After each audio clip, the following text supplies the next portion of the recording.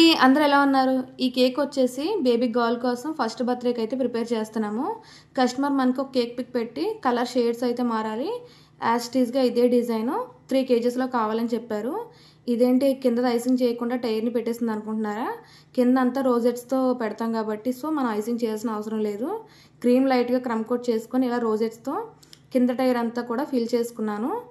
వీడియోని ఎవరు స్కిప్ చేయకుండా చూడండి, ఎందుకంటే ఫైనల్ అవుట్పుట్ వచ్చేసి చాలా బాగా వచ్చిందనమాట.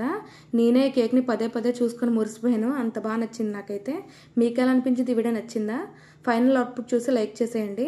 కస్టమర్ వచ్చే ముందు మనం ఈ క్రౌన్ అది కూడా పెట్టేసుకొని నెంబర్ 1 అనే క్యాండిల్ పెట్టేసుకొని నేమ్ రాసుకొని ఇలా పెట్టేశాను అనమాట.